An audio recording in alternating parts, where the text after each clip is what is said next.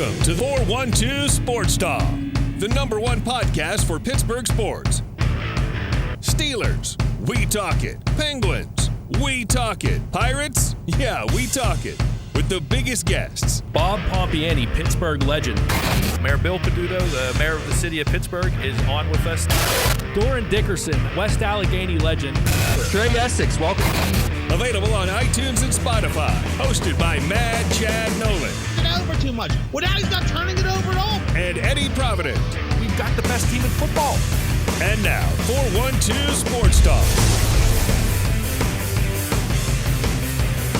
All right, welcome back to another episode 20. I can't believe we're already 20 episodes in of the 412 Sports Talk podcast, brought to you by MCM Studios. I'm your host, Eddie Provident, and with me, as always, is I'm just keeping him at my stockbroker, my financial advisor, Mad Chad. What's going on, buddy? Stock market treating you pretty good, huh? Bitcoin is. Bitcoin for sure. But please do not take any financial advice from me. I am putting that out there right now. Well, I know someone who is going to be needing a financial advisor, especially coming up in the next coming weeks here, is Ben Roethlisberger, because the Steelers have some waving bye to my wife as she leaves the house, but the Steelers have some decisions to make regarding Ben Roethlisberger and his cap hit for the 2021-2022 season. It's going to be a difficult situation, however this goes. Right now, he's dead money $19 million, right? Or is it $22 million of dead money? 19, I think. 19 million in dead money, and then he's owed 22. Mm-hmm. So for a total of $41 million cap hit. I don't know what the Steelers should do, and this today, Kevin Colbert had a press conference, basically said that they want to keep Ben around, or Ben wants to stay around, and they think that he's going to, but everything's got to work under the cap. What's your thoughts, Chad? Because I know you're the leader of the Ben Roethlisberger fan club, and yeah. Is this it? Is this how it ends for Ben, or do they work a way to get him under the cap and hopefully build an offensive line around him on the fly? Like, I don't know. Yeah, that's the thing. So, as a fan of Ben Roethlisberger, the athlete, I want to emphasize that, because I don't believe in being fans of the person. I think we all know that. Yeah, that's, well, you'd be surprised. We would hope that we all know that. That's a given. Man, it would really suck for the last season that he played to be with in front of no fans at Heinz Field, really. And in a terrible loss where he didn't play well against the Cleveland Browns in the playoffs. Going out like that, man, that's not ideal. But there's very rarely are you going to see the Jerome Bettis type getting the magical story off into the sunset. Go look at most of these players that retired, big names. There's nothing glorious about it. A lot of them they're done. What's best for the team? Again, that's hard to answer too, because Ben gives unless they're getting Deshaun Watson, which they're not going to. They're not going to do that. Yeah, they're not going to do it. Unless they're not going to, unless they get Trevor Lawrence or Zach Wilson, or maybe even Justin Fields. They're not going to get those guys. So Ben Roethlisberger does give them the best chance to win next year. You're not going to convince me that Mason Rudolph is going to win more games next year than Ben Roethlisberger. I'm sorry. There's just no convincing me of that. I already watched the two teams. I think everybody that's watched these two quarterbacks, and then I was a big Mason Rudolph fan, but I think everyone that's watched the two of them can agree with that. Even Ben at 70% of Ben is better than 100% of Mason Rudolph. They went 12-3 this year with Ben starting, and he threw for the fourth most touchdowns in the league. 33 touchdowns, 10 picks. Again, I know he's an dude. He might be one of the easiest targets in sports.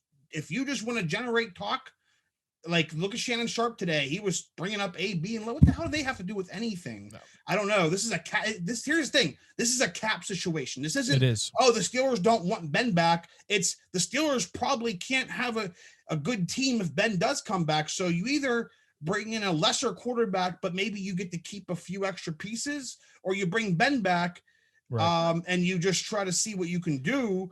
But either way, I don't think that they're like going to be a top 5 or 6 team. And I don't think they're going to contend for a Super Bowl. If you don't bring Ben back, that's telling me that you are planning for the future. I know they don't want to use the word rebuild. Oh, we don't rebuild. Guess what? When you lose your franchise quarterback, you are rebuilding. That's you might what you be have to do. rebuilding on the fly. You might be rebuilding on the fly. That's a better term maybe for you to use. Or retool, just retooling. But whatever you want to call it, that's where they're at. And so again, if Ben comes back, that tells me you're trying to win and you're going to try to go one more year with Ben, and maybe you don't do it, but you probably at least get into the playoffs, I'd imagine, if everybody stays healthy. He gives you the best chance to win. If you don't bring him back, that's telling me that you're looking into the future. I was talking to Derek from Twitter, a friend of the show's today, and he had a good tweet about he really hopes, and I feel the same. I hope this doesn't get into a Terry Bradshaw, Troy Polamalu place where like we never hear or see from Ben again unless he's talking to national media at that point. Like those guys want nothing to do. I think they said there was like about a 15-year gap where Bradshaw even visited Pittsburgh. Yeah, it was a while, and I remember one of those anniversary teams, when they had the anniversary, I remember him showing up finally, and it was this it was a big deal. And Troy's, first time Bradshaw was back. And see, for me, this goes back to what I said a few weeks ago. I think that there's like realistically 2 options for the Steelers. Obviously, I think there's a third option that's completely unrealistic, and that's what you said with Deshaun Watson, which is what I'd actually like to see them do. I'd like to see them put a package together for Watson, but it's never going to happen, so I'm not even going to waste my breath on it. There's 2 realistic options here. There is, you bring Ben back and you do whatever you have to do to build an offensive line in front of him, or you let Ben walk. You go into this coming season knowing that it's probably going to be a throwaway season with Mason Rudolph and Josh Dobbs and Dwayne Haskins. You're not going to expect to win, but you hope that you get somewhere at least in the middle of the first round so that you can trade up or have a franchise quarterback fall to you in the middle of the first round, or like I said, trade up to get a quarterback that you're comfortable with in the first round. But that's it. That's all. That's really, for me, those are the options for the Steelers. I'd rather them this year go in with, and again, this is not me saying that they have a better chance of winning without Roethlisberger. This is what I would hope for the future.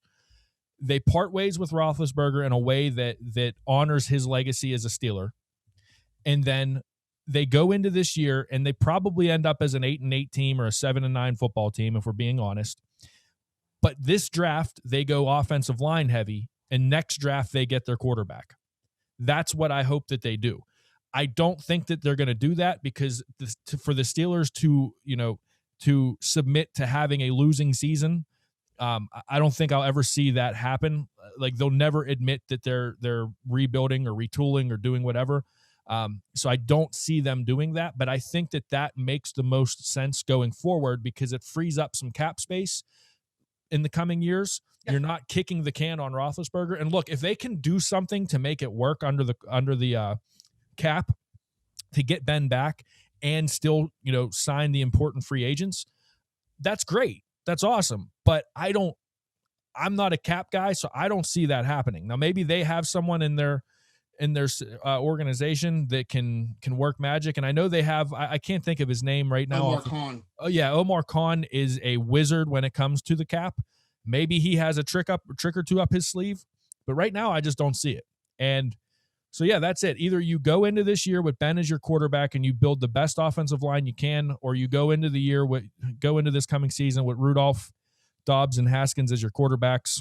See what happens. Hopefully you don't go terrible. I said, hopefully you're a middle of the pack team and just you're competitive, and then get the best quarterback you can get in the draft next year and build your offensive lineup this year. I mean, that's really like there's your options. Yeah, I don't really see anything else for the Steelers. Man, I really hope he doesn't sign with another team. That would be my dad brought up a good one. We were talking about this today, and he was like, what I could see happening is if the Steelers don't bring him back, with $25 million that the Colts gave to Phillip Rivers and giving up to Roethlisberger. And they have kind of a team where they have an offensive line that kept Philip Rivers. Yeah, they got a running. He could put some numbers up in that offense, I think. Oh yeah. So because he was playing better than the Rivers. Yeah, anyway. that wouldn't shock me at all. That wouldn't shock me at all. I don't want to see that happen. But no, I don't think it's out of the possibility for Ben. Knowing about his competitiveness and that he still wants to play. I wouldn't be shocked at it. The Colts have a ton of cap space. Mm-hmm. And they have probably the only team that I can see that is maybe a QB away from doing something. I don't really see any other teams that come to mind. I mean, look where they got with Philip Rivers on his last leg, having Roethlisberger and this is, I tweeted this out in the Super Bowl during the Super Bowl, that game, watching the Chiefs offensive line, if that doesn't prove to you how important an offensive line is in the game of football, then I don't know what will prove to you how important it is, because Patrick Mahomes is by far the most gifted quarterback on the planet. We can talk about who's the GOAT. We could talk about who's the best. He is the most gifted thrower of the football on the planet. And for him to be running around for his life, parallel to the ground, making 30-yard throws that are hitting people in the face mask, but he couldn't pull it off because of his offensive line. Every play, he was just running for his life. And the Tampa Bay was a complete, as good as Tom Brady is. Go watch that game again when he would drop back the pass, especially play action. I mean, he could eat a sandwich back there. And that's the point. So if the Steelers are going to be competitive, whether they have Ben Roethlisberger or Patrick Mahomes at quarterback, they're going to need an offensive line. They have to. They have to do it. They have to address the offensive line. The offensive line was awful this season. Villanueva was a revolving door. Pouncey was a shell of himself. DeCastro was, even from talking to DK earlier in the year, DeCastro was obviously hurt. There was a lot going on with that offensive line that was just bad. Pro Football Focus ranked them 19th, which I thought was I thought that was generous. And I think Ben getting rid of the ball so quick helped them look better than they did. Even in the run game, like maybe the first couple games of the season, besides that, when did you ever see them run the ball and there was go watch Super Bowl Tampa Bay. They had Leonard Fournette, and Leonard Fournette's nothing special. He's a decent, serviceable back. That's probably where I would grade him at.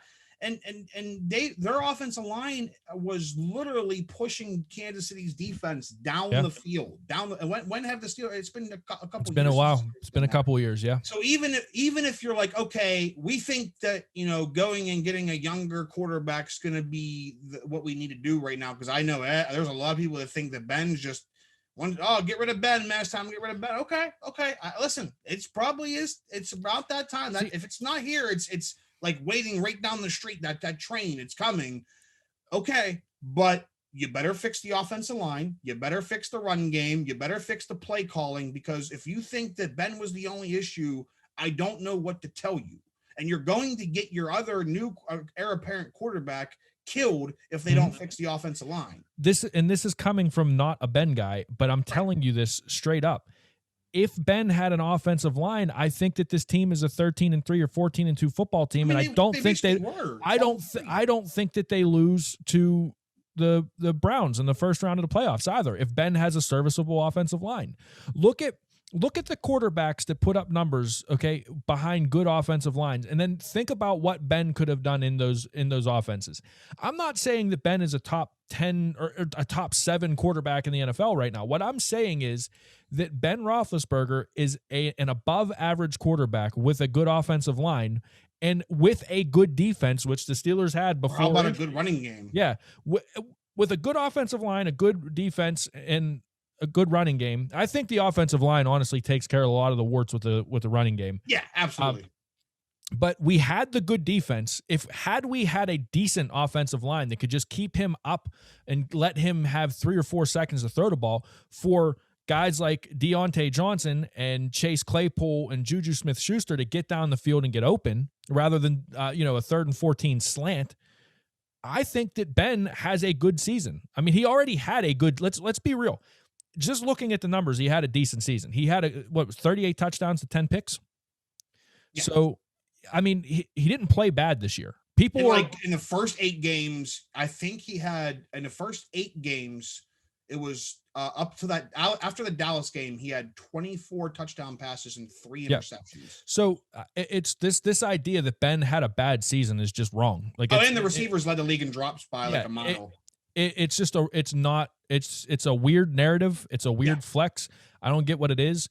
But I think, again, if Ben had a better offensive line, this team doesn't go out in the first round of the playoffs. Last thing, the defense was good, but they didn't show up when we needed them. Let's be real. The last 2 playoff games, they forced 0 sacks. Or I think they maybe had a sack, but they had 0 forced fumbles, 0 interceptions. And look at Tom Brady. The Buccaneers forced 11 turnovers this postseason. And the NFC Championship game, Brady threw 3 picks in the second half against Aaron Rodgers, not Baker Mayfield or Blake Bortles. Aaron Rodgers, and his defense made plays. They didn't go, he turned the ball over, so that means that we actually have to give up a touchdown now. So even again, take Ben out of the equation. Cam Hayward, TJ Watt, those guys can show up in big games too. Again, this isn't just if you think just replacing the quarterback is going to fix this team, I want to know what planet you're living on. Because it's not going to happen. Yeah. Well, we got a lot to talk about with the Steelers. We've got a ton to talk about with the Penguins. Luckily, we have Bob Pompeani on the show today to talk about it all. So we're going to take a quick break because Bob's going to be with us any minute. And so we'll be right back. Again, this is the 412 Sports Talk Podcast brought to you by MCM Studios. 412 Sports Talk family, what's going on? It's your guy, Eddie P. I'm sitting in MCM Studios right now with our sponsor, my man Mike Hitt. Mike, what's going on, brother? What's up, bro? 412 Sports Talk Podcast, Pittsburgh, PA. What is up? What we're doing is, we're a local podcast. We talk Pittsburgh sports. We're completely supported by people that are either from Pittsburgh or have ties to Pittsburgh. And even our sponsor, MCM Studios, is over in Allentown, in the heart of the city of Pittsburgh. But I wanted to bring you into the studio so you could see what Mike's got going on, and you can see a little bit of, what happens behind the scenes here at MCM Studios. So, Mike, what are you working on right now, man? I'm working with always a stable of talented artists. Whether they're from Pittsburgh, they come to Pittsburgh to come to MCM Studios, they move here from out of town, whatever the case may be, the young, old, guy, girl, pop, rock, reggae, R&B, trap music. I just work with a lot of guys that need the love and the attention and the direction in order to get their sound and their business together and their whole artistry, in a position that is the quality and the vision that they were looking for. I kind of just help them bring all that together. So they're like, or I would have been lost for the next 3 years if you wouldn't have said, hey, go do this, or sing your song like this, or write a song like this, or this is a good look for you as an artist. That's really what MCM Studios does, and what I have going on is just continually helping artists. If they get famous, they get famous. If they don't, they don't. But just helping them along on this artistic journey so they can look back, and it felt like it was worth it. Yes. I know how much it means to be a musician and need that backup. And I'll be honest with you, Mike has been a big part of the business side of 412 Sports Talk and how much we've grown as a business too, helping us with the legal side of things, giving us all the tips that he's learned in 10, 11 years of business. So, like I said, I just wanted to get you guys to take a look at the studio, hear it from Mike himself, and just get a little bit of the behind the scenes of one of our sponsors, our first sponsor, MCM Studios. And you can check them out at 412mcmstudios.com. You can check them out on Facebook at MCM Studios Pittsburgh. Check Mike out on Twitter at Mike Hitman with 2 T's. Let's build this Pittsburgh community because there's a lot of cool people, a lot of talented people, and a lot of great things going on in the city. Mike, you got anything else to leave them with? Support the people around you that are doing cool things. If you can see that they're serious and they're dedicated and they're putting the time and they're making the investment in themselves, at least make, at the very minimum, the investment of believing in them. That's what I did for 412 Sports Talk Podcast. That's what I do at the studio with the artists. Just look at your life as one big investment, and I really think By doing that, we can all help bring everybody around us up. So there it is. I hope you guys enjoyed this little mini tour. We'll be back with stuff like this. In the meantime, again, I'm Eddie Provident. From Mad Chad Nolan, from my man Mike Hitt. We'll catch you later. Peace.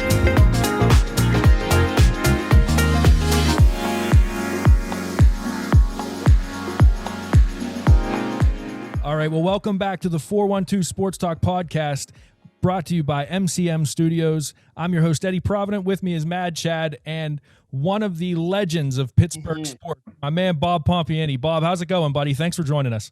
Eddie, Chad, what's going on? It's nice to be back with you, and I'm glad that I could figure out a Zoom for the first time.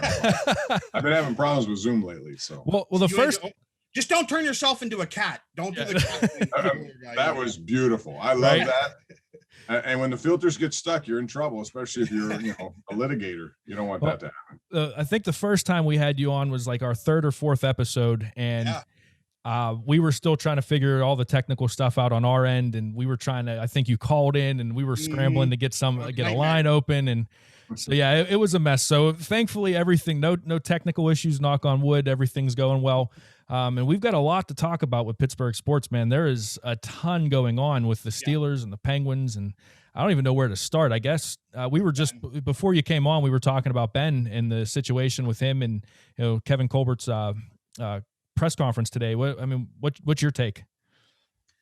Well, I think my take still comes down to what it was originally, and that is it's going to be about money more than anything else. They got to figure out something. I think all things being equal, they would like to have him back for one more year. I think because the organization appreciates what he's done, but I think they still believe he has something left. Listen, you go through major arm surgery like he had last year, and I've talked to him a few times about this. At the very beginning, he was a little concerned about how it would respond as the year went on. And yet he led the league in passing attempts, most of them 2 or 3 yards down the field, but still, he got a good amount of use out of that arm. And so I think the most encouraging thing about last year was that he proved he could get through it. And now with another year of rest under his belt, I think he could be as good, if not better, next year. However, it still comes down to money. He says he'll play for whatever. Well, if he's true to that, then I think they're going to have to figure out a way to get rid of that $15 million bonus coming up on March 19th, or at least move it around somehow. And I think that's why Kevin Colbert's a little hesitant to say anything, because they haven't talked about it so far. Do you think kicking the can down the road again is the right move for the future? Or do you think it's the right move at all? I think it's the right move. I think, Eddie, it's the right move for 2021. Yeah. I think I don't know what they have in Mason Rudolph. I think most people don't know. I don't even think they really know. And because of that, some people say, well, the only way you're going to find out is to see him play, which may be true. However, this is an organization that does not like to just kick seasons away. They're in it to try to win or be competitive, just get to the postseason. And, they have enough talent, I think, on defense. They have to make sure they change a lot on offense, but you're going to need a quarterback who, can handle that. I don't know if Mason can. He might be able to, but I still think their best option right now is, yes, kick the can down the road. They've done it enough. I think the salary cap will go up significantly next year. In fact, they're talking about a new arrangement with all these broadcast sponsors. And I know that we at CBS, Viacom, we want to be part of that. And there's a 10-year, they're talking about some money crazy money, which would make that, salary cap go up even more than you might think next year. So it won't hurt them to spread out $15 million some way. And if they feel that's the best way to do it, then they'll do it.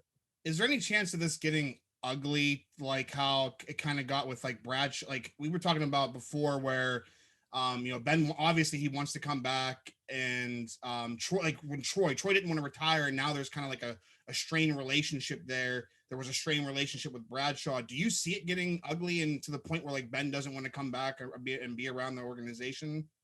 I don't think so. No, I think he, there is some speculation that if things don't work out here, he may put himself on the free agent market and see what happens. Oh God, he could do that. I wouldn't rule that out. I wouldn't expect it. What I would expect is what I've pretty much said all along. And until I think the Steelers are kind of just waiting to see how things go when they talk to him before they make any kind of announcements about what they're going to do. So that's why today Colbert was one.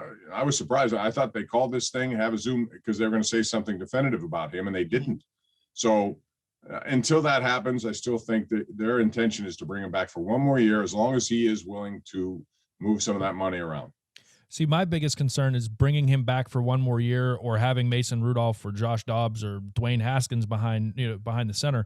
That's all. Any of those or whatever. If the offensive line is the way it was the second half of this season, I don't care who you have back there, because we just watched the Super Bowl with the most talented quarterback on the planet running around for his life because he didn't have his 2 tackles. So to me, I think the Ben thing is honestly not the most important situation. I think getting the offensive line right is the most important. I totally agree with that. And to me, I said it, and I've said it again and I'll say it next time I'm on the radio or whatever. I would spend their first 2 picks on offensive linemen. I think it's that important. And, we've come to a part of sports where you see guys who step right in, and it's expected. It used to be, you guys remember when you were drafted, if you were number 1 pick, even you have to wait a year or 2, get yourself acclimated. Now that ship has sailed. Now it's about coming in and making a difference right now. And I think there are some big enough and good enough offensive linemen who can do that. Yeah. Not unlike what Cleveland did last offseason. They didn't go out and spend a lot of money on big time names. They already had them there. What they did was fortify their offensive line to help their run game, and I think help Baker Mayfield. And by the way, I think you mentioned Eddie, the Kansas City. I blame that on Andy Reid and Eric Bieniemy. They knew going into that game that their offensive line was crap because of all the injuries they've had and what they would have to deal with that Tampa pass rush. They should have really. I expect them to run the ball 20 times in the first half with Clyde Edwards-Helaire, and they never did. Yeah, I agree with that. That's Kevin Colbert had some interesting things to say today about Matt Canada as well. They said that him integrating his offense, which is going to be a lot of motion, a lot of misdirect, which is kind of where the league is kind of heading and trending right now, is going to make them have to reevaluate all their positions, receivers, running backs, and offensive line. So doesn't that also kind of impact them wanting to bring Ben back, because he doesn't like to play under center? And he's not mobile anymore. So, and neither is Mason. So I'm kind of trying to understand how these things are going to come together, because I'm not seeing it right now. It feels like it's like a yin and yang as far as personnel and trying to get this offense moving in a different direction. I would agree with that, but and I think that's an important point you just mentioned there, Chad, and that would be Mason. He's not exactly the kind of guy who can do that as far as being fleet of foot and creating positive plays like that. So I would expect that Roethlisberger will be able to deal with whatever they're asking him to do if he's willing, really to have one more year and play this out. This is the final year of his contract. I think he takes pride in the fact that he's going to try to live out that contract. I really don't believe he has aspirations of playing with another team, even though that potentially could happen, or at least he can put himself in position. But whatever it is, they're going to have to make sure, first and foremost, they can block. And I would get back to a healthy run game to help any quarterback. And all the best quarterbacks in the game do have run games. They may not be numerically, the big number game, but what they have are capable run games that can help them out. Yeah, efficient. When you need it, you get it. When you have to run the ball on 3rd and 3, you can get a first down, 3rd and 1, whatever. The Steelers right now, every time they were in that, they were losing yardage. They had more losses in that department than I think any team in the AFC. So that's got to get better, and it helps every quarterback, including a guy like him. Yeah. Now, with that said, how do you think they're going to draft? Do you think that they're going to go O-line heavy? Do you think they're going to try to go after one of these top tier running backs that are going to be in the draft, like a Harris or a Travis Etienne? They need a running back. Yeah. The running back thing for me, I think these last few Super Bowl champs have proven that you could go running back by committee, as long as you, like what you said, Bob, as long as you get it when you need it. I don't think you need the bell cow back that everybody wants to see in Pittsburgh, because we've had a Willie Parker and a Jerome Bettis and a Franco Harris, and we've had all of these big time names. What's your thoughts on the draft? Like, what do you think they should do, and what do you think they will do? The only guy who intrigues me is Najee Harris. That's the only one. If you were there, that would make me think. But as I said, I think I'm going to go, Eddie, draft first round offensive line, second round offensive line, and then later another offensive lineman. I'm with you, man. I'm with you. Think about it. Think about it. Zach Banner's out there, right, as a free agent. There's no guarantee he's going to be back. He says so now. He says so, yeah. Yeah, but I mean, if he gets a better offer someplace else, he hasn't played. He's only started 2 games, I think, because it's not like he has a big resume. So let's say Filer's a free agent. DeCastro's getting up. There's no Pouncey. I don't know about Chooks as a consistent guy. I think they have every reason to draft at least 3 offensive linemen this year, and that's the way I would do it. Yep, I'm with you. Let's change gears, Bob. Let's go to the Penguins. Another loss last night. They're right now they would not be in the playoffs, and I am as a big of a Evgeny Malkin fan as you'll come across. I think he's one of the best players of his generation. I think he's actually underappreciated, but this is the first time in my fandom that I'm actually concerned because we're not like 5 or 6 or 7 or 8 games. We're talking about I think we're actually a quarter into the season or coming up on it because there's only 56 games, and he is averaging under a point per game. His advanced metrics are a nightmare. The eye test doesn't look good, and I'm actually concerned about his play. What are your thoughts? Oh, I'm concerned too. I think absolutely. Just because Teddy Blueger has more points than he does, and that's not the way it's supposed to be when you're making $9 million or whatever he's making, per season. So I think he's having a bad effect on his line mates too. They're not helping him out, and it's a bad chemistry right now. You never see that line. They have 2 lines playing well. The top line, since Russ's been on it, and the Blueger line. The other 2 are not playing well. Jankowski's line had a good opener in Philadelphia and have been on a milk carton ever since. They got to figure out ways to get people moving that, and his line specifically has to. I don't know what it is with him. We've seen funks with him, and I don't ever think that his talent levels to the point where he's on a decline to the point they have to do something. But I also think it's about what he's willing to invest. He seems like there are times he just doesn't invest as much as he needs to, and it shows up when he's angry. When he's mad, he's better. So somebody needs to make him angry and mad every single day. So Chad, you go on Twitter and you start attacking him. That'll wake him up, and then because I know he follows you, so therefore you got to make sure. That comes down to Sullivan then, though, right? What my question is, what can he do? Because I've heard I listen to other talk shows and they were like, oh well, you bench him, but to me that's like Crosby and Malkin. I know this is going to sound crazy, but to me, when you bench a guy like that, to me that's like you're embarrassing them, because this is a guy that's won this franchise 3 cups, individual awards. He's a generational talent. So I think that's kind of out of the question. Maybe you continue to juggle his line mates, even if it's players that he doesn't like playing with. I think you maybe move Gensel back to try to see if it sparks something. I think benching him's out of the question. He does have a good relationship, and they play well together with Gensel, so that wouldn't be out of the question. The thing about this whole franchise is that they've achieved an awful lot. And I think because of that, our expectations of them achieving even more are out there. But realistically, 3 Stanley Cups with a core group, that's a lot. Anytime you can win 3 championships, I don't care what sport you're talking about, in a span of 9 years, whatever it's been, 11 years, that's pretty good stuff. And they've been perennial contenders, not so much recently. I think last year, they were not that good at the end of the year. Pandemic interrupted. Before that, the sweep of the Islanders.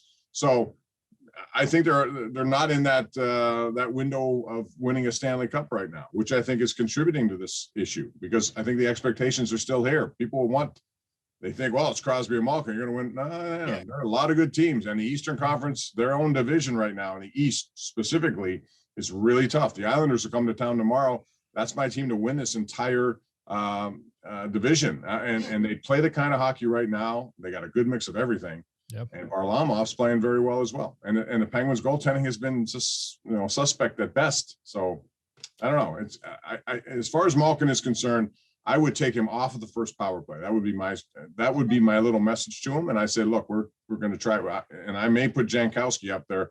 He's been doing that the other day in Prague, standing in front of the net. He's a big body. They need to do something. Dak Aston Reese was another guy I saw mention that should get that shot as well. Mm-hmm. Yeah, he's been playing well, and they missed the Hornquist aspect of that power play. They do. Yep. Yeah, for me, I don't even know where to start with this team, because you look at we had Jesse Marshall on, we had Sean Tierney on charting hockey up in Canada. And, we talk about the expected goals for and the expected goals against and the 5-on-5 metrics and all these different things. They're Corsi numbers. And the Penguins, by all these statistical metrics, are actually doing pretty well, but it's just not translating out on the ice in the wins. And that's the problem. And I don't know where the disconnect is. I don't know what you do. Like Chad was talking about getting Malkin, or you were talking about getting Malkin fired up. How do you do that middle of the season? At some point in time, these players got to have that motor for themselves. I mean, that's why they're getting paid millions of dollars. And I mean, And if you don't react quickly in a 56-game season, you're going to be over. out Exactly. There's too many of these games. They got 4 more in a row Yep. coming up, 2 against the Islanders, 2 more against Washington. And, you could find yourself, I think, where are they now? Fifth? Fifth. Yeah. Fifth. Okay. And you got some good teams ahead of you. I don't know if Washington still qualifies as a team that I would put there. I thought, by the way, last night's game, I was really intrigued with how Ovechkin came back on the goal that was scored by Vrana from Oshie, because it was the play that he denied. I never saw him do this ever. Did you see what I'm talking about? Yeah. Mhm. 2-on-1 the Penguins had, and he came out of nowhere, 220 feet away, whatever, 200 feet away, maybe 220. He was sitting in the second row, and he came out and skated all the way down. He broke up what would have been a great scoring opportunity, and it led seconds later to their goal to make it 2-0. So I never saw him do that. No, that's new for him. Yeah. But with the Penguins, then, so with Hextall and Burke being, the new guys in the organization, and the Penguins kind of on a little bit of a teeter-totter with this season, would you even consider being a buyer at the deadline, or do you wait and see how this plays out, or do you just, I don't know, maybe you don't sell the farm, but maybe, trade off a couple of pieces and try to get some draft picks back? Like, what do you expect Hextall and Burke to do? Well, I think they're going to see what happens in the next 2 weeks, or so, and they're going to figure it out and know that it's tough to walk that line between trying to win now and trying to build. They need more building blocks in their system. They really don't have that many. They have some young kids who potentially could be up here, and Poulin is a guy I think could be a real good player up here. But they need more of that. They need. They made some trades to acquire younger defensemen, which helped, but the cupboard is not as stocked as I'm sure Ron Hextall would like it to be. He likes to overstock. Yes. Whereas I think Burke would, every now and then think about spending some of it to acquire people for this year's team. They're going to find that out in the next 2 weeks. And if they're in a position where they could not realistically be in a position to contend, I think you could see them do something. Problem is, you got most of the high-end guys with no trade clauses. So the question then becomes, and I'll put you two on your spot in your own podcast here, because Crosby's going nowhere. We all know that. Malkin has a full no trade clause. Letang, he has some teams, but he has to be agreeable. If those three guys are off the market because you can't really move them, and Letang with his price tag could be way too much for another team unless the Penguins absorb the money. So who would you trade? My answer would have to be 2 guys, Gensel or Rust, and that's unpopular. But that's, if you're looking to acquire something, those guys would be very marketable. What would you do? Zucker and Rust would be my 2. Yeah, but Zucker's not doing anything right now. No, that's where you hope he kind of steps it up a little bit. But I mean, I don't know if you get back what you gave for him. But I mean, Gensel's so young, man. I don't know that. I think he could be a part of that future picture. But he's and Crosby loves 25. Him, so that'll make it difficult to trade. When Crosby likes you, you're not going to be going. My question is, however, what do they have to trade if you Rust is the one that I keep coming back to. I mean, that's the one that I think everybody can agree that he's playing good enough to bring back a return, and it's not a popular opinion, like you said, but is it ever popular to trade a good player? That's you have to do that sometimes. So I would agree with you. I would probably Rust. I think one that I would look into is Brian Dumoulin. I think he's won 2 cups as a top pair defenseman. He makes under $5 million a year. The way that he plays, he's good in his own end on most nights, but he can also skate and move the puck. I think guys like that are still, even if they're having a down year, I think teams are gonna, if playoff teams are gonna look at that and go, listen, it's hard to get these guys, especially under $5 million a year. I think that's a guy that could bring you back a second round pick and a prospect, and then also open up some cap space. Yeah, I think that's a good call. Yeah. They may be forced to do that if they find themselves on the outside looking in. But we'll see. I mean, they show you, like, the game Sunday was encouraging for me. I thought that was one of the better games. They had a lot of jump, and why can't they do that every single game? I'm not a guy that blames the goalie a lot, but their goaltending, I mean, you could, any number you look at, it's been below, and it's both goalies, it's been below average. And I know they have defensive problems as well, but they have yet to have even one game where the goalie is like having these nights where we go, okay, he's making all the saves. So if we, I don't think their goaltending gives the team a lot of confidence. It's almost like, oh, we can't give up any shots at all, because if we do, it's going to go in the net. And that's not something that you want to play in front of as a player. I think that they made a mistake putting all their eggs in the basket of Tristan Jarry. And I think maybe Hextall's first move might be to go out there and see if there's a veteran goalie that can come in here and just play steady. Yeah, I mean, they expected much better from Jarry. When that all-star form halfway through last season, I thought, and this kid is going to make his mark here, and he's going to take over from Matt Murray because of money. And he did. And then ever since then, he's not been the same goaltender. And I don't know why. I think he tends to be a little deep in his net. Mike Buckley works with these guys, and I know Mike, he's a really good, sharp, young hockey mind. But, when, like, he'll tell you the first thing that you got to have is confidence. You got to have a real short memory and a big confidence streak in you. And if you don't have that, and it's one of those things that can go away real quick if you start giving up a lot of goals. And I think Tristan Jarry lacks a little confidence right now. I thought the game on Sunday would change that. He didn't play badly last night, but that was probably one of his best games, and he still gave up 3 goals, which is to your point, though. They have not had a goaltender win a game by themselves. No, and they need at least 3 of those a year, I think. And it doesn't help when you watch the season that Marc-Andre Fleury's having. Well, there are a lot of people back at when it was a choice between Fleury and Murray who felt the better move was Fleury, even though it didn't make sense just because of money and because Murray young and playing so well. But there were those people, believe me, they called our show and they wanted Fleury to stay. And now they still call the show and they keep reminding me that they were the ones that wanted Fleury to stay. I say, I understand that, but he's not here. So, So my last question for you, Bob, speaking of sellers, I want to talk a little bit about the Pirates. So Derek Shelton said that they're in a winning mode. I think I don't remember the exact quote, but they said they're gearing up to win. But he didn't say when that. Seriously, he didn't. I don't know what that meant. Yeah. What is there even a realistic expectation for the Pirates this year, or are we just like, let's just buckle in for 2 years of pain and hope that that Kumar Rocker and whoever else, Quinn Priester, and all these young guys and whoever the next draft pick is can come up through the system and actually have people to play with? I mean, that's pretty much what the outlook is, right? Yeah, I mean, I don't think they're going to say that. I wish they would. It would be refreshing to hear because that's exactly what they're doing. You don't trade everyone they've traded and say you're trying to win now. You can't. Yes, you'd sound stupid if you said that. And it's insulting to hear. Listen, I get what he's trying to do, Ben Sherrington. I understand it. I'm behind it personally. I'm behind what he's doing. The problem is Bob Nutting still controls ultimately what happens with this payroll, and until that changes, because listen, at some point there'll come a point. It won't be in this year or next, but down the road there could be another one of these contracts where you're going to have to figure out.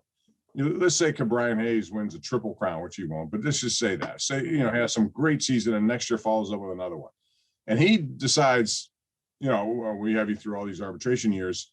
They'll give him a contract, but it's not what he wants. And, you may have to go way beyond where you want. Kumar Rocker's a good thing too, because I think if he comes in here, and he should be the number 1 pick, although his agent may be a deterrent for the Pirates because they've had run-ins with him. If he's ready to pitch right now, the Pirates don't want him to pitch right now. Most teams don't want to. They would want to time his arrival in conjunction with other guys who could form a nucleus, a core. If you put him in right now, you start that clock already. Yep. They don't want to start that clock already. Right. But the problem is if you send him anywhere in your minor leagues and he really tears it up and he wants to be up here, could that lead to an ugly situation? It very well might. Yeah. Yeah. And we talked to Eddie about this before. Like, my biggest issue with the Pirates wasn't like, I know you see like the Bob Nutting takes, like, Bob Nutting, they're never going to win, blah, blah, blah. I'm not even trying to go there. My biggest problem was like in 2017, after they traded all their big names, I was listening to The Fan, and they would come on, Dave Littlefield would come on the morning show or the Fan and say, we're still contending, this year to win and compete. Don't serve me, chicken salad and say it's filet mignon. Tell me the truth. Tell me, hey, we're trying to gain assets right now and to try to regroup or retool or whatever off-brand term you want to use. Just be transparent with me. I bring the New York Rangers up all the time. A few years ago, they sent out all their fans emails saying, hey, we're going to be trading some star players because we don't feel we can compete right now. Bear with us for a few years. We're going to get some high draft picks. We're going to come back and we're going to build something up. To me, as a fan, that means a lot more because my expectations can then be properly set. Hey, these guys are going to stink this year, but it's going to be fun to watch these young guys grow and become big players. That's all I ask from this franchise is to have a plan and tell me the plan. Well, and I agree with that, but they simply won't do that because they won't do that. And I think it's more the owner telling people, hey, I got to sell tickets here. I want people to come here. I'm not going to let them, but it's okay. It's all right because it is what it is. I think people have looked straight through that, you know, and we all know what's going on here. Look at their lineup. You know, first of all, they have Moran at first base. You know, I mean, he's okay, but that's all he is. Okay. Right. He was the worst defensive third baseman. Thank goodness Brian Hayes is there now, so you don't have to watch that anymore. He didn't have any range, but he's okay at first base. But you know, right now you have Frazier at second, could be Newman once he's traded. Shortstop, you got, you know, Cole Tucker, but Cole Tucker's not done exactly what you'd expect. You got a 189 hitter in left field and Brian Reynolds. Now I know that could have been just sophomore season, whatever. You got a 153 hitter in Polanco in right field. Those two guys are guaranteed starters. Why 153, 189? There should be no guarantees. See, you know. I'm probably in the minority on this, but I'm actually cautiously optimistic about the future because I see what we have. I see someone like, assuming they draft Kumar Rocker, and I see what they could build with the pitching staff, especially. And I think that if for one time ownership actually throws some money at the nucleus that they're building here, I actually think they may have a decent team in a year or two. Like I think that it's going to be a good baseball team, assuming that Brian Hayes is what we think he is, assuming that Brian Reynolds bounces back from a rough sophomore year, like you said. You know, you have Quinn Priester coming through the system. You've got Mitch Keller. You've got, you know, one or two first overall pick pitchers, depending on how these next 2 years shape out. I like what they're, you know, I like what they have. It's just, will ownership build around it? And that's always the question. It's always going to be the question because often he won't do that. And you have to do it at some point. You have to go out and spend. And which is why this whole economic system of baseball just really drives me nuts. It's a whole different topic for a whole. Now, you know, it's not just the Pirates, by the way. It's how many teams are actually trying to win right now in the year 2021? Not many. Did you see, I can't remember who they just put out the season predictions for all the teams. And there were like 4 or 5 teams that were, you know, 80, 85, 90 lost teams that, like, I'm looking at why would they, and they're selling. Like, look at the Rockies. Look at the trade they just made with Arenado. The Cubs lost. The Cubs, they traded Darvish away. Lester's no longer there. They got rid of their catcher. I mean, we're going to do a salary cap, but what do you think if they did like a salary floor? Like, would that help at all? Yeah, anything would help. Anything. Yeah, I mean, you're right. Anything would help. They need to stress, and it takes all these owners getting together and saying, we have a problem. But they won't acknowledge it. And if that's not the case, then they get some of these guys like Bob Nutting, like the owner of the Orioles or all these other teams, and get together and say, look, we need answers here. We can't survive like this. But the problem is they are surviving like this. This is the problem. They're all making money. The valuations of each franchise goes up. So what is there to worry about when you're making money? Exactly. You know, and that's not the way it should be, though. If you're in it, you should be in it to win it. Like, at least this year, the Padres owners decided, you know what? I have one $300 million player. I'm going to put another one out there potentially with Fernando Tatis. So I love that. Yeah. They're got a year supply of Bolt 24. So we'll be good. Well, Bob, it's always great talking to you, man. For those of you who don't know, Bob has a new podcast coming out.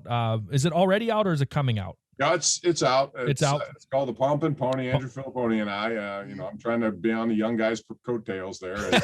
He drags me to wherever. But they're all on your coattails. We've had Jim Nance on, was our first guest. Awesome. We had Chip Ganassi in advance of the Daytona 500. He had some good stories. We have Faneca coming up this week. Amanda Balionis from CBS.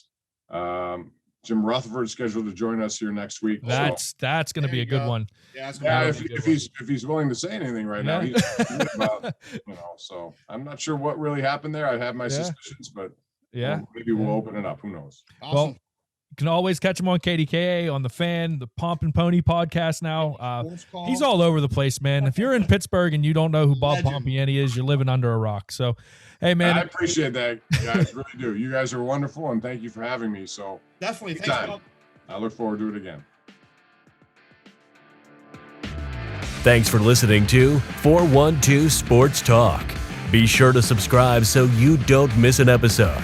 If you like the show, leave us a review, and be sure to tell a friend about your source for all things Pittsburgh sports. Find us on Twitter at MadChad412 and at Eddie_P_412.